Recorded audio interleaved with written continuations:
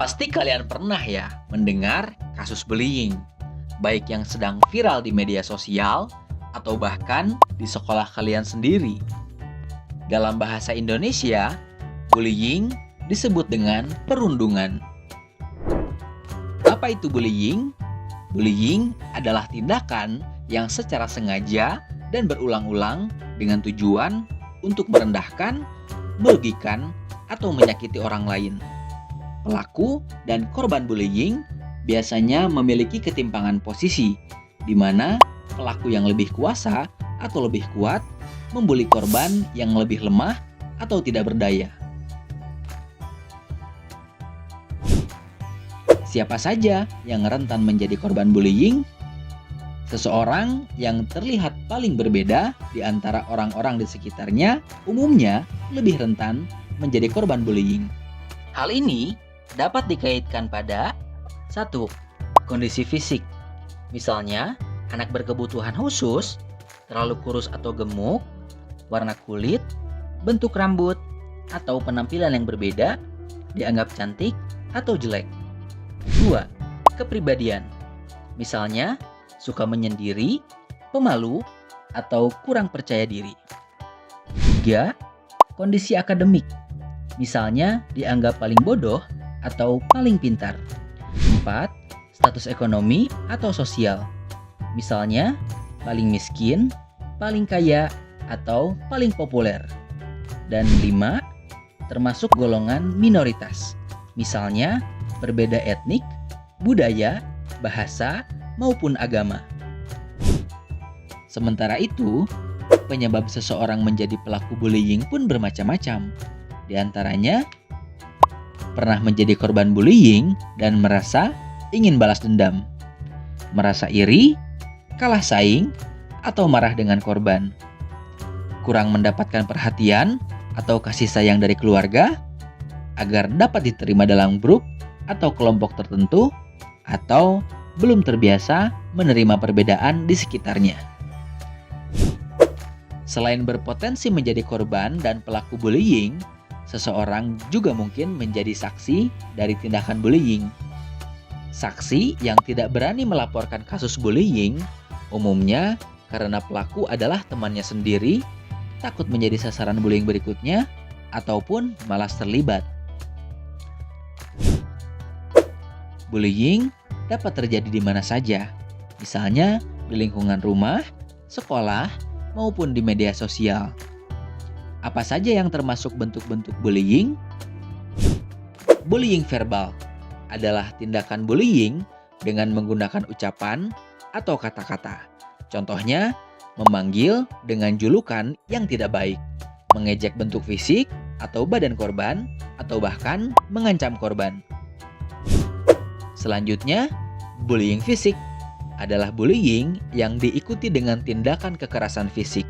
Contohnya memukul, menendang, memalak, atau lainnya. Ada juga bullying sosial yang dilakukan di belakang korbannya. Contohnya, pelaku menyebarkan gosip atau fitnah tentang korban, hingga korban dikucilkan atau diabaikan oleh lingkungannya. Di era teknologi dan internet seperti sekarang, bullying juga dapat terjadi secara tidak langsung melalui dunia maya yang disebut dengan cyberbullying.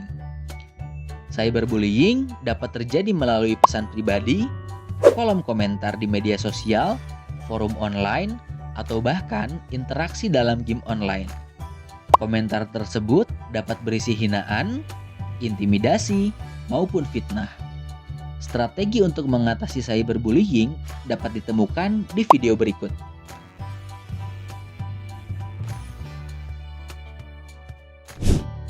Adanya dunia maya membuat tindakan bullying menjadi semakin mudah.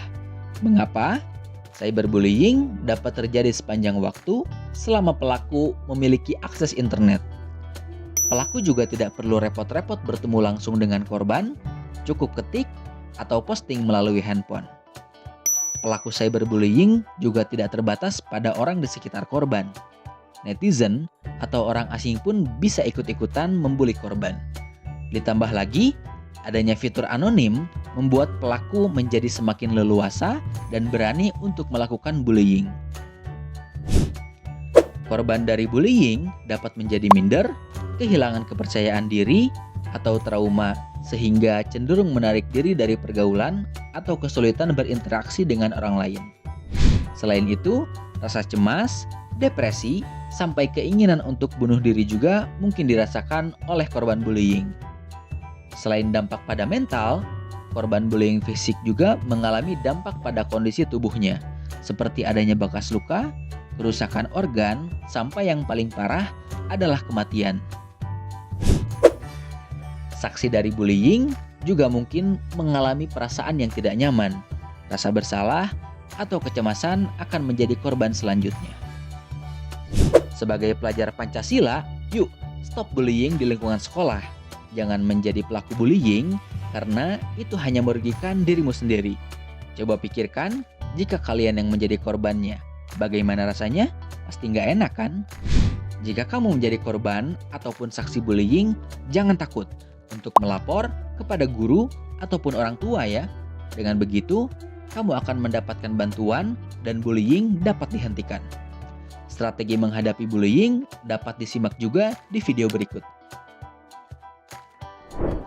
Khusus untuk menjaga cyberbullying, batasi penggunaan media sosial, pikirkan dan berempatilah sebelum memposting sesuatu, serta jangan mudah terpancing dengan komentar negatif. Nah, kalau sekolahmu akan membuat kampanye anti-bullying, apa ya slogan yang cocok untuk aksi tersebut? Coba tulis idemu di kolom komentar. Jangan lupa untuk like and share juga video ini ke teman kecil lainnya ya. Kejar cita, kejar ilmu, raih cita.